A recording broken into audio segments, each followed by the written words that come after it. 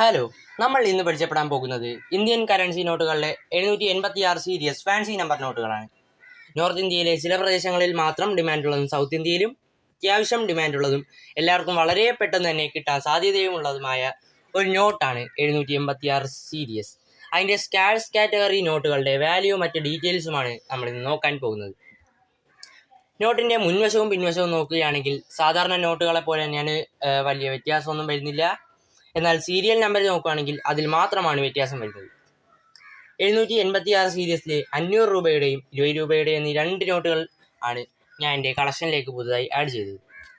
6 series നമ്പറിലെ എവിടെ 786 അടുപ്പിച്ച് വന്നാലും അത് 786 സീരീസ് 786 സീരീസ് നോട്ടായി കണക്കാക്കപ്പെടുന്നു. അപ്പോൾ ഇനി നമുക്ക് ഇതിൻ്റെ വാല്യൂ നോക്കാം. 786 സീരീസ് നോട്ടിൻ്റെ 2025 അതായത് ഇപ്പോഴത്തെ നിലവിലെ വാല്യൂ, നോട്ടിൻ്റെ വാല്യൂവിൻ്റെ കൂടെ ഇപ്പോൾ 500 ആണ്, 500 അതിൻ്റെ കൂടെ 30% കൂട്ടുന്നതാണ്. ഉദാഹരണത്തിന് എൻ്റെ കയ്യിലുള്ള ഈ 786 സീരീസിൻ്റെ 500 രൂപയുടെ മാക്സിമം വാല്യൂ 500 രൂപയുടെ കൂടെ അതിൻ്റെ 30% അധികരിക്കുന്നതാണ്, അതിൻ്റെ കൂടെ കൂട്ടുന്നതാണ്. അതായത് 650 രൂപയാണ്. ചില സന്ദർഭങ്ങളിൽ അതിൻ്റെ ഡിമാൻഡ് അനുസരിച്ച് വാല്യൂവും വ്യത്യാസപ്പെടാം.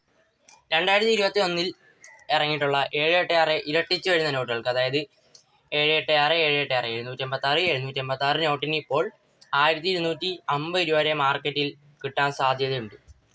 അപ്പോൾ ഇത്രേ ഉള്ളൂ നമ്മുടെ ഇന്നത്തെ വീഡിയോ.